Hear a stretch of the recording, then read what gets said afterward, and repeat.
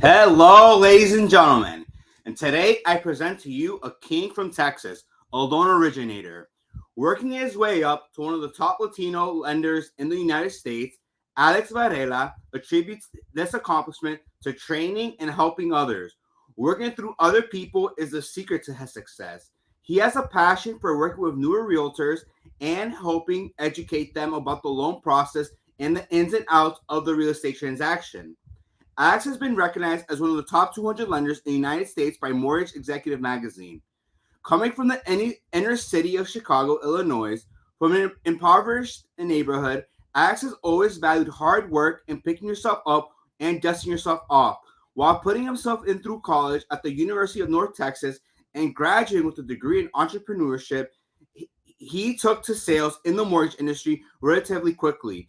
It was a natural fit as there was an opportunity to build his own business. He is a participant in the National Association of Real Estate Professionals, an active member of his church, and a supporter of Traffic911.com, an organization that prevents freeze, use, and sex trafficking. Most people overestimate what they can do in 1 year and underestimate what they can do in 10 years. In addition, Alex has experience developing land, building homes, investing in real estate, and investing in other businesses, including a microbrewery and a marketing company that manufactures portable billboards. Alex plans to spend the next 30 years of his life perfecting the mortgage process, creating a powerhouse sales staff in the mortgage industry, and paying it forward the opportunity he received when he was 20 years old to enter the mortgage industry. You can get in touch with Alex at AVarela at neighborhoodloans.com or 817-456-2539. Everyone, please give it up for Alex. Alex, how are you today? I'm doing well, man. Thanks for having me. Hey, That's happy Friday. when Happy you Friday. read the story like that, it's like, oh, okay. Yeah, it's funny, man. Hey, man. What made you want to get into mortgages, Alex? Well, most of this happens by accident. Before the movie Wolf of Wall Street came out, my story existed. They didn't release the movie until after I joined the mortgage industry, but it was a very similar scene where I met a guy. I was waiting tables, and he would come in the restaurant all the time. I knew he was well off. I didn't know exactly how well off until one day he pulled up in a Porsche 911 Turbo. And this was 20 something years ago. That car was $130,000, which was more expensive than my mom's house. So my mom had just bought a house the month prior for $125,000. And it occurred to me that this guy is driving my mom's house around in a car. And it's like, what kind of people, do that? Like who is he? And I took his order one day, and I walked away from the table, and it's kind of like that moment where everything stops. The record scratches; it's completely silent, and I thought to myself that I need to speak up. I need to say something. So I turned around and I go up to the table and I said, "Mr. Butler, I don't know what you do for a living, and at this point in my life, I don't care if it's legal or illegal, but I would like to do it too." And I said a couple other things that are a little bit graphic and profane. And he smiled at me and said, okay. And then I walked away from the table. And just by chance, man, 6 weeks later, he calls me and he said, I would like to meet with you. I think I have a job for you. And as they say, the rest is history, man. Nice. Nah, that's a priceless story right there. Do you remember how you got your first client by chance? And has the identity of your client changed at all? Or is it still the same type of Yeah, it's a good question. So some of my first clients, I don't remember the exact customer per se that I financed. Actually, you know what? I do. I'll take that back. Actually, the first client was my mom. I refinanced my mom's house. That's true. Um, but I'll tell you, like the first deal that I recall getting on my own, outside of my family, of course, is when I was working at the restaurant that I told you about. It was Mimi's Cafe. It was in Grapevine, Texas. I didn't know this, but a lot of my regular customers were real estate agents. And I didn't know because I'm not in real estate. So when I left the restaurant, they would ask about me. And so I came back to the restaurant to eat, and some of the managers told me, hey, this person was asking about you, and they happen to be in real estate, and they said to call them. And so some of my first realtors, even my manager at the time, who later got in the real estate and became a realtor, right, Mhm. were my first real estate partners. So it just Funny kind how- of worked out that way. Yeah, I know. It was kind of like just seemed like it was all meant to be, you know? Yeah, talk about serendipity. Yeah. That's some serious serendipity right there, I would say. So, what year did you get into, Alex, the real estate industry, and how was 08 and 09 for you? Yeah. So 2003 is my like starting year. It was, I believe it was June 2003. Um, at that time, we were doing nothing but FHA streamline refinances. I mean, 40, 50, 60 a month, like is kind of what it looked like. But I was an assistant. I was just learning. So the guy I was working for was doing that, right? The guy he was working for was doing 120, 150 streamline refinances a month. I mean, it was madness. These guys were like 32 years old and they were just crushing it. Um, so I entered during a refinance boom. Then rates went up and we started chasing realtors. Okay. And so that was like your first, I guess, mini recession is it went from low rates to high rates, right? Um, then we boomed again with alternative A paper loans, which are no doc loans. Okay. So you have no doc, you have stated 100% financing, 80/20s. You know, it was just insane. No income, no asset, just name, social security number, and you get a loan. Um, so we went through that, and then to your question, 2007, 2008 happened, right? Which was my second recession. Okay. And so banks go out of business, everybody's concerned, everybody doesn't know what's going to happen. And I had some really good advice from my then father in law. And he said, um, I don't know, man. I've been a business owner. There's ups, there's downs, but you seem pretty good at this. If I were you, I would just keep going. He's like, what do you have to lose? You're young, you don't have kids, like you're married, but like, who cares? Like, just keep going. And so I took his advice. And to be quite honest, there were some times where I had doubt, of course, and it was scary. But I never went without, like mortgage was always paid because I had a home at that time. Bills, like I was always fed, always felt safe, always had enough to survive. And during that time, I just went back to my basic principles of like, what am I good at? I'm good at building personal relationships with people. And so I would show up to their homes.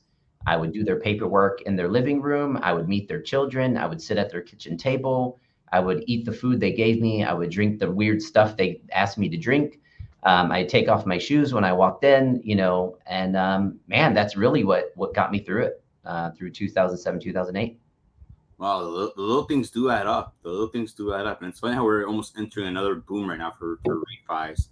But what was the turning point in your career, Alex, or your journey where your eyes lit up and you're like, I'm staying here for good. Like this is, like you're gonna dominate. Like what was that turning point for you? You think? I know exactly the moment. So for about 10 years, I was doing loans and life was good. I have the cool part about this is, I've used the same CPA for my entire career. And I asked him for all of my tax returns because I was given a presentation, to a bunch of salespeople. And I was like, how long did it take me to make six figures? How long did it take me to make 200? Like, how long did it take me to make seven figures? And so I wanted to see the journey visually. And I was surprised that it took me a really long time. It took me 10 years to make over $200,000. And so I was just doing loans. I was just a participant in the industry. I was, not really thinking of it as a business, but like a job, right? Mm-hmm. And one day I'm walking, down the beach in Hawaii. We would go to Hawaii every Christmas. And we were in Waikiki and some guy comes down and he's like, hey, I do surf lessons. Would you like to take a surf lesson? And I was like, oh, no, thank you. I was walking with my wife. I just really didn't want to be bothered. I was like, no, thank you, sir. Like, it's okay. And he kept on and he kept on and he kept on. And I was like, man, this dude's really pissing me off. Like, Like, I can be aggressive, you know, like, and he's just kind of getting on my nerves. So I was like, hey, bro, like, I'm not interested, man. Like, just leave me alone. And so the conversation went like this. I said, look, if first of all, I did these lessons last year with y'all. So like, I'm good. I know exactly what you're going to do. Okay. I'm okay. I just don't want to surf right now. I was like, but if I'm going to do any surfing or watch any surfing, I'm going to go to the north shore of the island and watch the real surfers surf in the big waves. Okay. So Waikiki Beach is a sandbar, and maybe the waves can get to 3 to 5 feet, maybe on a good day. Yeah. On the north side of the shore, waves are 30 to 40 feet high.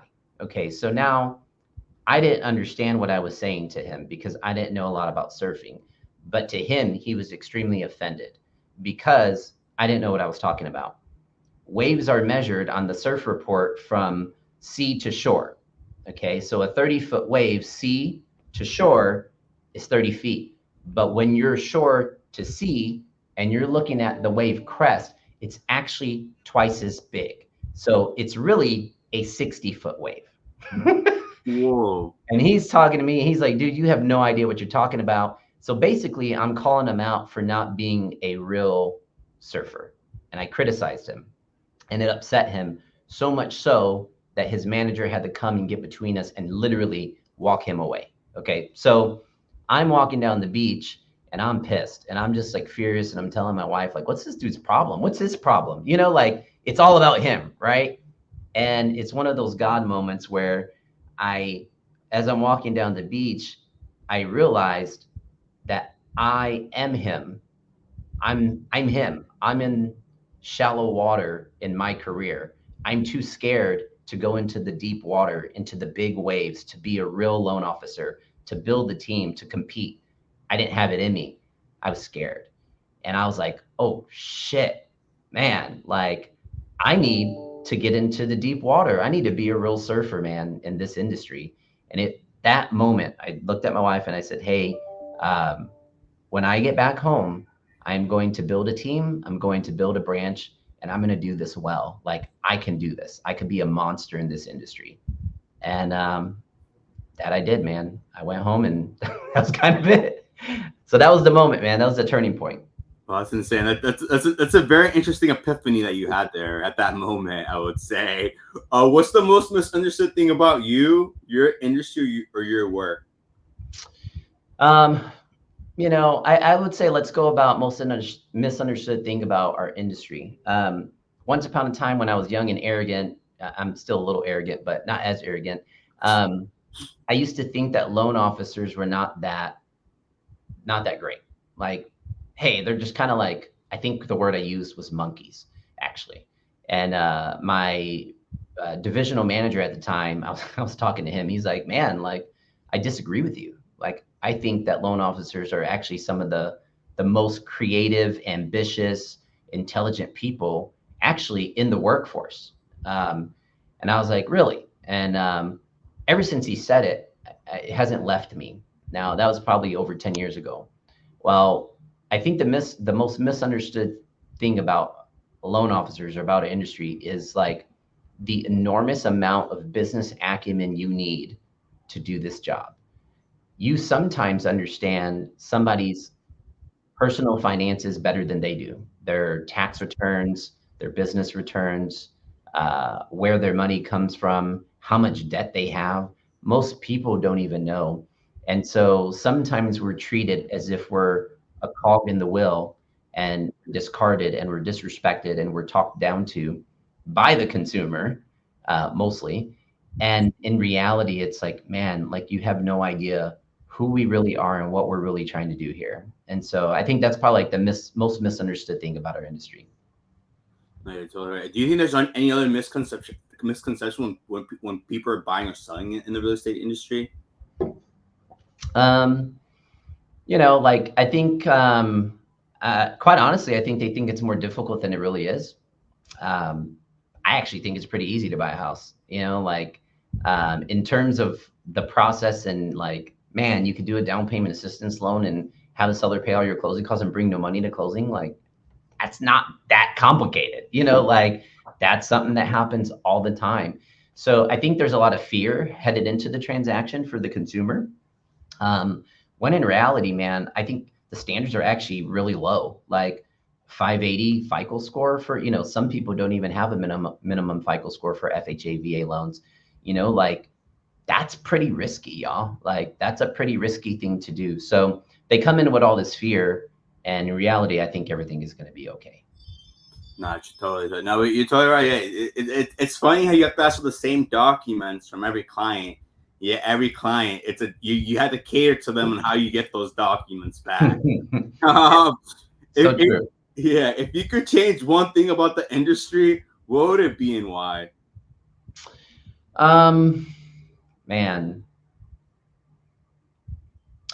I would honestly tell if I had a magic wand, I would make most of the lenders price their rates in a certain capacity. Like like discounting your service um, is it really discounts what we do for a living. And I'm not saying that you should overcharge people. I'm not saying that at all. I'm saying that there is a fair price that a consumer should pay, right? And for the lenders out there that charge, they broker loans, they charge 1%, and they're trying to be, a discount lender. It just really diminishes what we're doing for them. Some loans are easy. That's true. I don't know if it's even worth 1%. I think it's probably worth more than that to consult them and to do all the work and all the paperwork. Um, so that's what I would say is like, hey, lenders all across the country, hold the line, like stop discounting yourself and your services and charge a fair but good price for all the work that you do. That would be probably the one change I would make.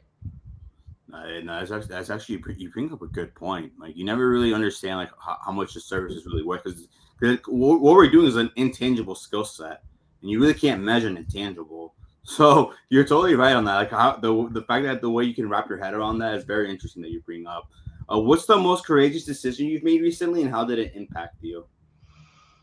Um, you know, when I hear that question, I mean, there's a lot we can say, right? Like we could go into ethics, morals. It's sometimes the most courageous things that you do are things you don't do, like when you say no to something, as opposed to what you choose to do. Um, but just to be kind of more on the surface with the question, um, I would say like I had a decision in 2022 to either remain at the company I was at for 14 years, which I had a great career and made lots of money at, and sacrifice that, give that up to take a risk on myself and build something bigger and better for me and my family. And I left prime lending and I joined neighborhood loans in 2022, April 2022, to build out the state of Texas for them, which is something I've never done. I've never led in this capacity. I've had several branches at prime lending, but as like a small area. I've never been in charge of building out an entire state, the culture, building the team, the op staff, your underwriters, your closing department. I never have been in charge of that. And so it was a pretty big risk to leave and take that on. And that's something that, I would say recently was the probably like the biggest thing that I've done that, that stands out to me.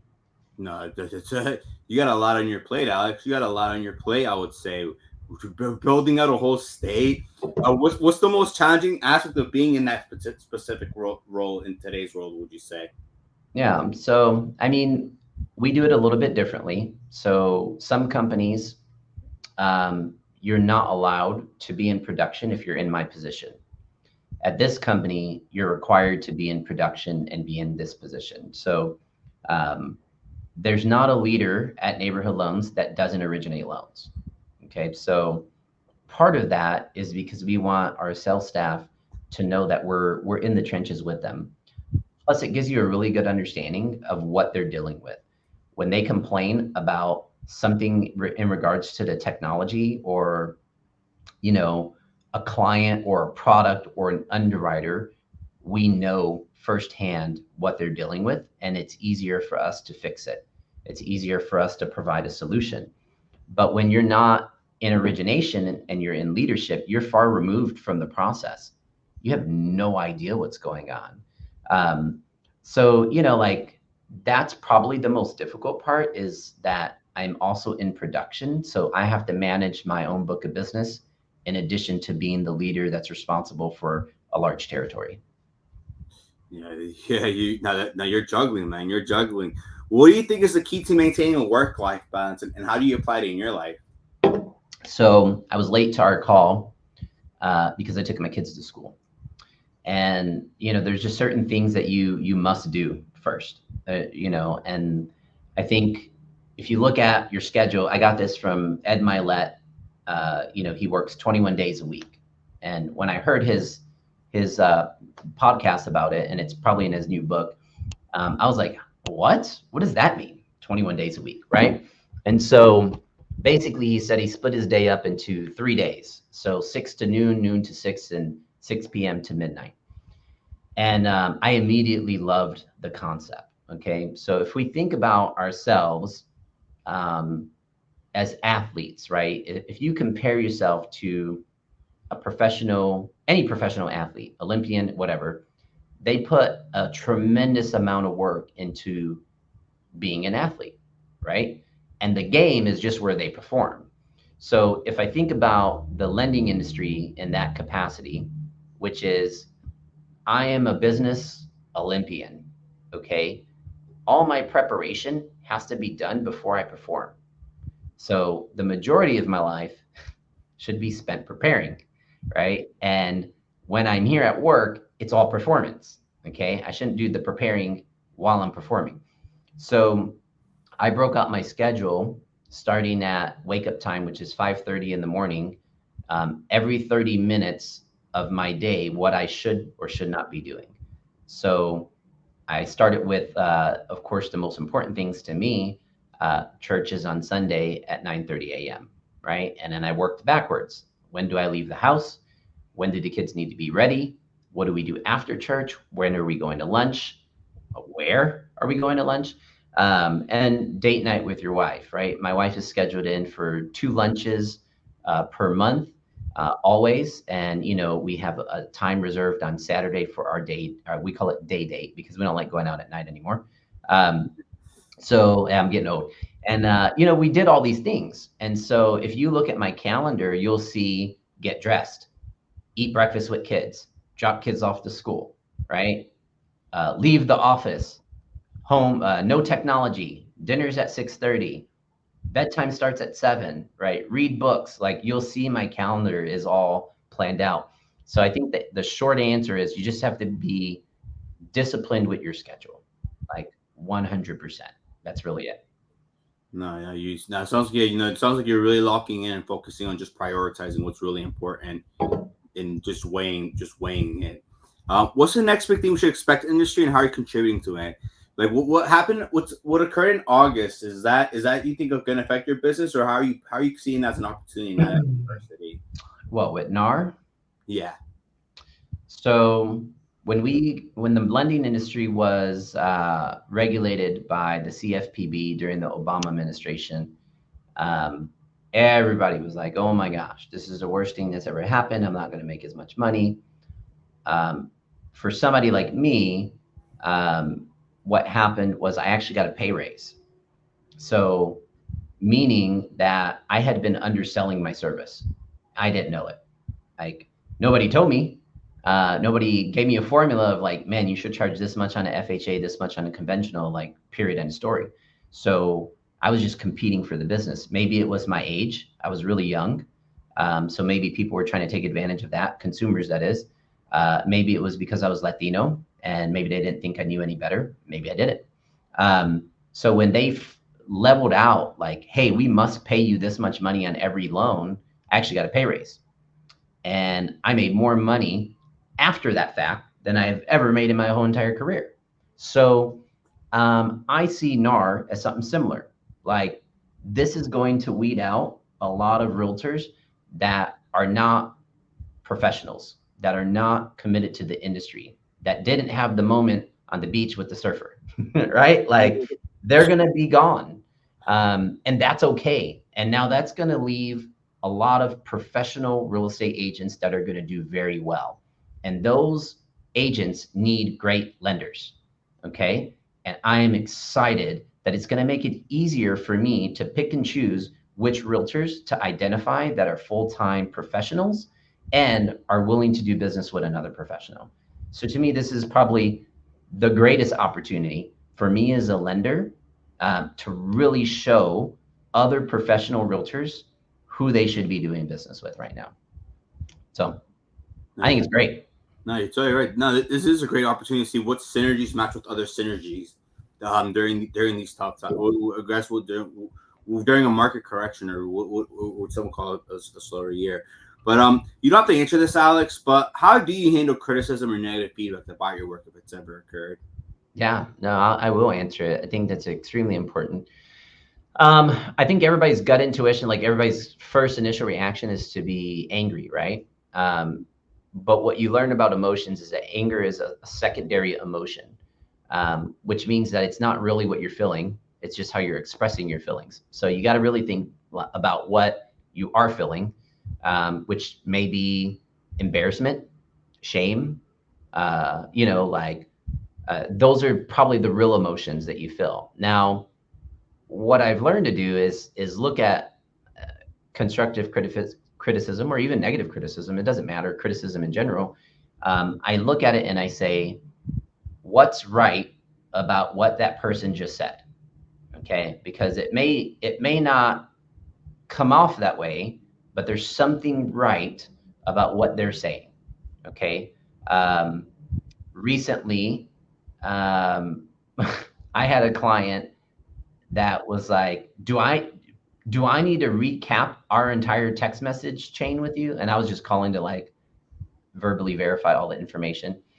And it's hard to hear these things. And she was very rude and curt. And uh, you start to feel this pride. Like I literally made what you made all last year in like half a month. Like you start to feel these things, you start to boil up with this anger inside of like you're just really mistreating me, right? But if I think back on the call and I think about what she was saying, I know she's scared. I know that she's concerned about whether or not this is even a possibility. She was trying to use a down payment assistance program that is actually kind of complicated. It's a city program through the city of Dallas. And there's something right about what she said. So, what was right about it is that she did have a legitimate concern that somebody is actually willing to help her. Like, that is a legitimate concern. Um, and I was trying to overcome that concern, which is like, I have your back. I am for you, not against you. We can do this together. If you allow me to serve you, like I promise you, I can get you through this. Um, so you just have to look at what they're saying, identify maybe what they're feeling, what's right about it, and then take action because you're a professional, right? You're not going to get into an argument with somebody over, a loan. Like you shouldn't. Okay.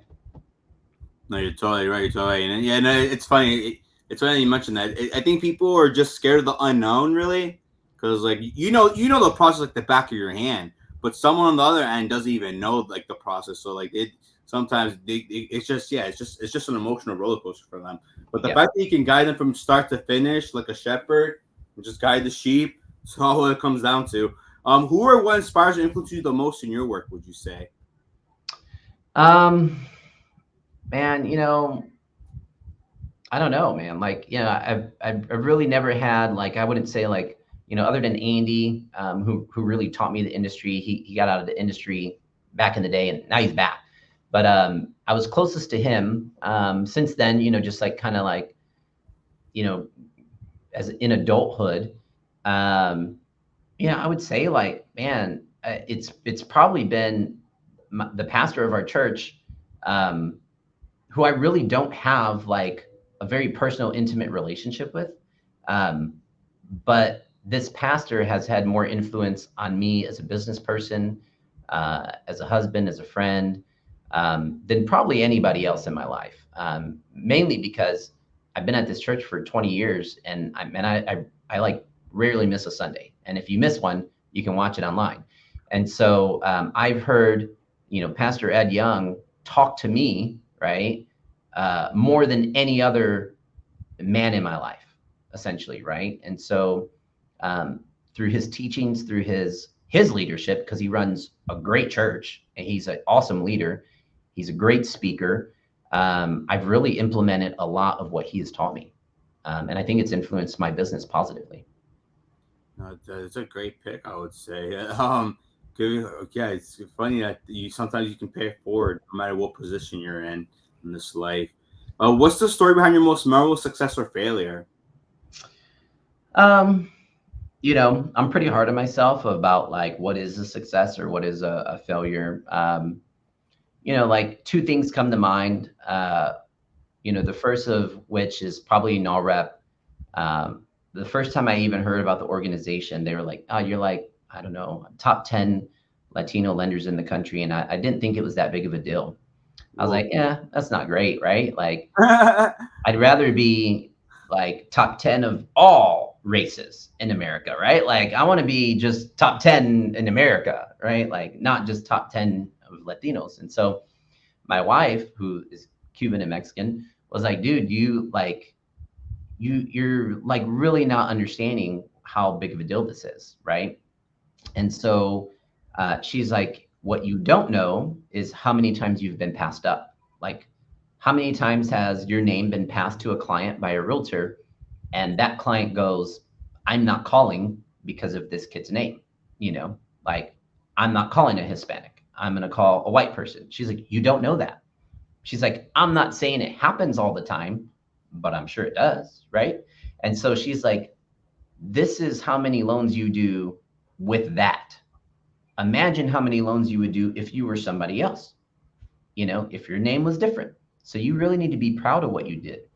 So with that pep talk, me and my wife, who went to the national convention, I met a lot of great Latino lenders and realtors who had awesome stories and just really impressed me. And I was like, man, I am a little bit ashamed that I wasn't so proud of this accomplishment. And it changed my perspective. So I said, well, if I was number whatever, I think it was 3 at the time, I was like, I looked at the number one person and I go, well, I think I could be number one.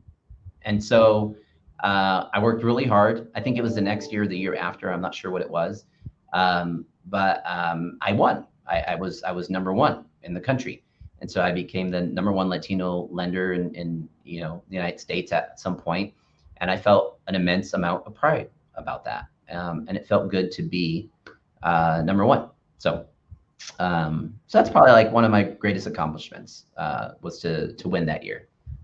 That's insane. You really have competed at the highest level that you can possibly compete in. I applaud you. I did not know that about you, Alex. You learn something new every day. You're one of the greatest to ever do it. Switching gears a little bit, if you could have dinner with any historical figure, who would it be and why? Um, I mean, I wish I could pick somebody else that was like interesting, um, but it's kind of cliche, man. Like, but it's kind of not. I mean, like probably Jesus Christ. To be perfectly honest, like, why would you pick anybody else? And I'm not. I don't mean this as like a way of like. I don't mean this to be like heresy or anything, but like almost to see for yourself, like, are you the Messiah? Right? Like to talk to him, be like, show me some skills, man. Like, let me see it. Like, do some miracles. Let me witness, like, That's funny. um, could you imagine? Right. So that would be like, probably my first choice. So in any case, yeah, something like that. That's a great choice. It's a great choice. It's funny how he speaks in parables too. So like he doesn't tell you something directly. It's like he makes you feel something internal tension. So it's like indirectly. He talks to you indirectly, which is very Yeah. interesting if you study him. What's your advice for someone starting out in the industry? Because in real estate, what we do today plays out 3 months from now. So if someone were to come to, hypothetically, if someone were to come to your team today, what's your advice for them to have a contract by within 3 months and just really take off in 2025? Yeah. So in particular, one of the things that you mentioned in reading the bio was like, I want to spend the next 30 years perfecting the mortgage process, right? Like, Mm. um, building up a powerhouse of like sales staff, like the sales team, right? And I had forgot that was even on there, but it is still my vision, and it's exactly why I came to Neighborhood Loans and why I'm doing what I'm doing today. And I was like, wow, that's a great reminder to me that that is my vision. I do want to do this. So we run a very strict formula platform of a sales process. So every day we walk in, we know exactly what we're doing today. There's no question about should I call, if you're a realtor, expired listings, or should I call my past clients? Like, there's no question about what you should do today. All right. So today's VIP day for us, right? So we call. We have 15. We have a list of more than 15, like let's say 50 VIPs, and you're going to call 15 of those VIPs to start your day. Okay. These are people that are personal friends, influential people, CPAs, financial advisors, family law attorneys, estate attorneys. These are very important people outside of the industry that can influence your business, right? So, my advice would be you find the most successful person close to you in the business you're doing, and you hold on to them for dear life. And you say, can I follow you? Can I shadow you? Can I sit with you? Can you tell me what to do? Right? Then you do it. Okay? If I tell you, okay, hey man, you want to make $300,000 this year? I need you to be at the office every day at 8 a.m. with me when I get here. There's nobody here. I'm here. Okay? I'm the first one in. I need you to be here at 8 a.m. I need you to be sober. I need you to feel good, okay? Because you can't do this job if you're not feeling great, all right? I need you to dress professionally. Today's Friday. I'm casual today. I need you to dress professionally. I need you to be well groomed. Either trim your beard like you have yours, you look very nice, or shave your face. I don't care which it is. It just has to look nice, okay? And then I need you today to pick up the phone and call as many realtors in this market, okay, that are doing 10 or more transactions per year, and I need you to try to set an appointment to meet them in person. Okay. It's a very simple instruction. Well, what do I say, Alex? I'll even tell you what to say. Okay. But if I do all that and you go sit in front of your computer and stare at your screen, that's your fault. So you must do the work. Everybody's like, I'm coachable, I'm teachable. And I'm like, are you really? Because I just told you what to do and you didn't do it. That's it. I don't care if you're here till 10 o'clock at night to set 3 appointments. Get it done, right? So that's what I would say. You find the most successful person that's willing to tolerate you, and you cling on to them, and you do what they say. That's all right. Now, I mean, you got high standards, but yeah, you're setting the culture right. I would say everything you speak nothing but gems and golden nuggets. What's the biggest lesson you've learned in your career so far? Oh man, don't get distracted, man. I'll be honest. So I've been divorced twice, both self-inflicted. Meaning that like it's my fault. It's my fault for being divorced. Um, when you think about that, I've split my wealth twice in my life. Okay, and that's not good. You want to double your wealth. You don't want to cut it in half. So if I think about investments I've made, projects I've ventured out to, I would say that the most important advice, most important lesson I've learned is stay focused. Stick to the plan. Don't veer from the plan. Okay? Because had I stuck with the plan, I don't know. Like maybe I had to have $20 million cash in the bank at 41, right? And live in a $5 million home versus jacking around with women in particular, like cheating on your spouse and like, investing in businesses you think are cool, right? So I'd say the biggest lesson that I've learned is like, man, you got to stay focused every single day. Don't take your eyes off the prize. Put your blinders on and stay the course. You have a very interesting story, brother. You don't You- want to talk about how many times I've been to jail either, do you? Nah, it's all right. But what are your personal goals for these next 5 to 10 years? I just build out neighborhood homes as big as you can, or what else do you have in mind for these next five Yeah. to ten years? So we're looking for 30 professionals in the state of Texas to do $30 million, either 30 million a year, that is in volume. So either you already do 30 and you need a great place and you want to go to 60 or whatever, or you want to learn how to run your business better, or you don't do 30, you do 10 and you can do 30. So I need 30 people to train and mentor and coach personally, one-on-one, to join Neighborhood Loans. We want to get to $1 billion in annual fundings just in the state of Texas.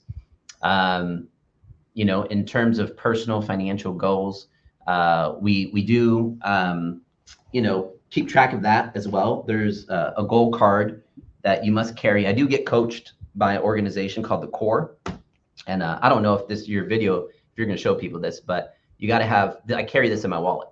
Okay.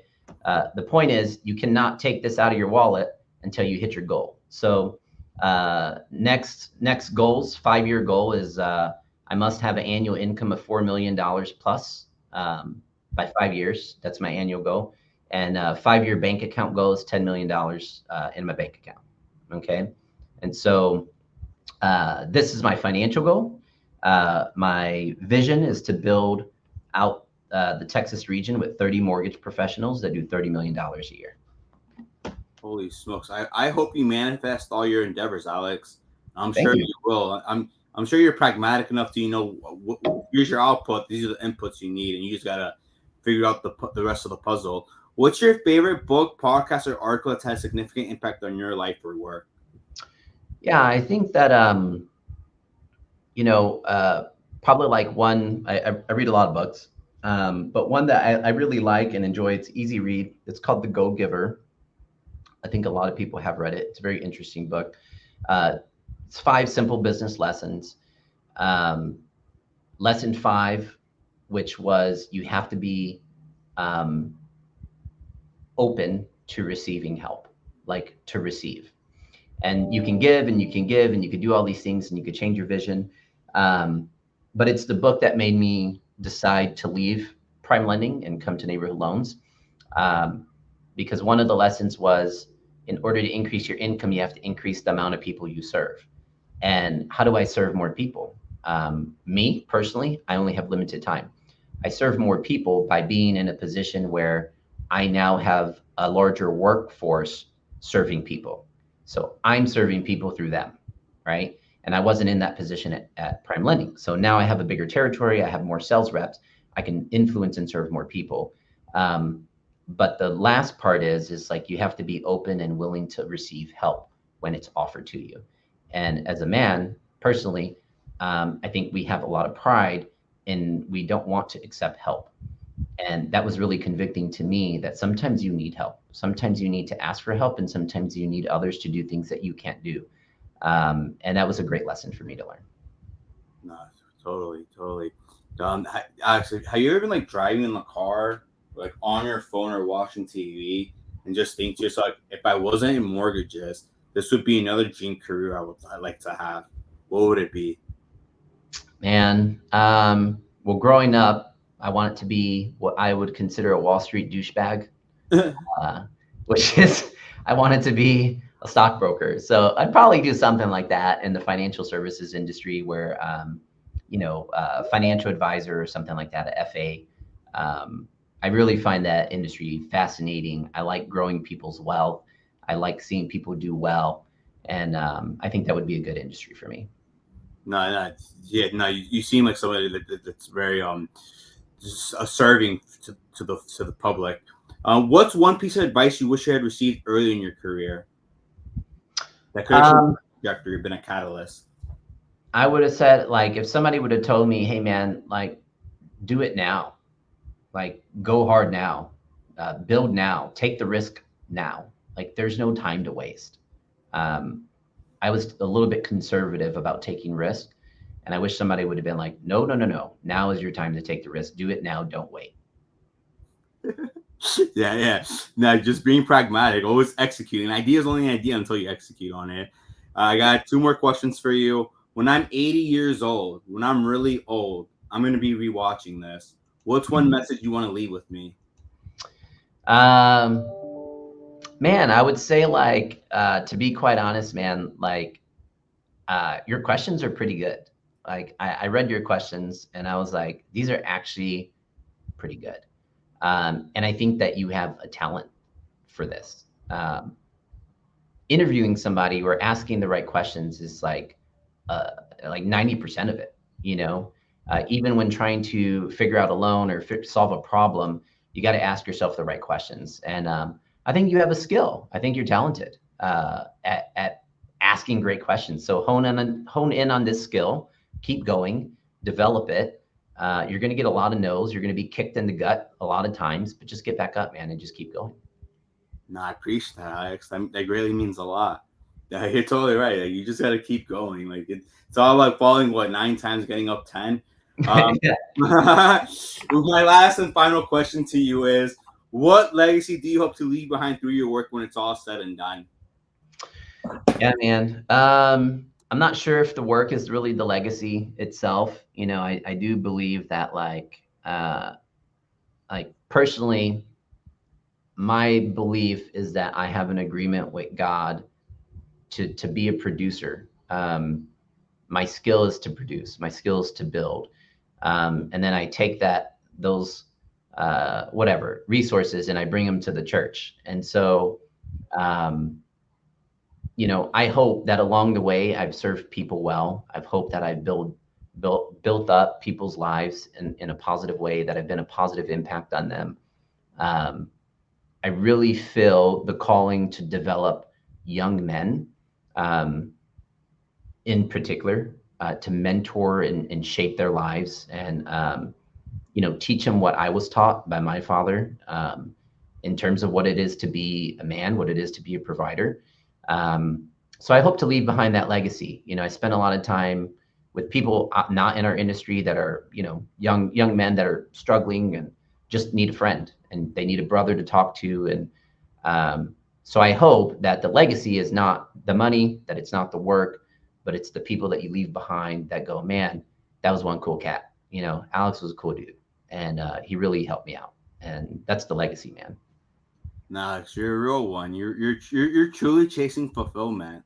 When you chase fulfillment, you're truly leaving a great mark in this world.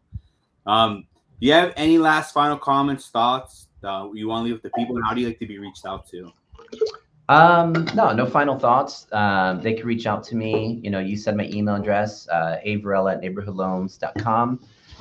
They could call me 817-456-2539. It's my personal cell phone number. It hasn't changed since I was 16 years old. It's 456 Alex is the number. So reach out if you have any questions or if you ever want to schedule some time to like just chat and have a little one-on-one time. Ladies and gentlemen, you just heard from a king from Texas who once upon a time was the number one mortgage lender in America for the Latino community. Get in touch with them. You won't regret it. Alex, it's been a true pleasure and honor speaking to you today. Can you stay on the call for 1 or 2 more minutes, please? Yep, will do. Thank you. Blessings.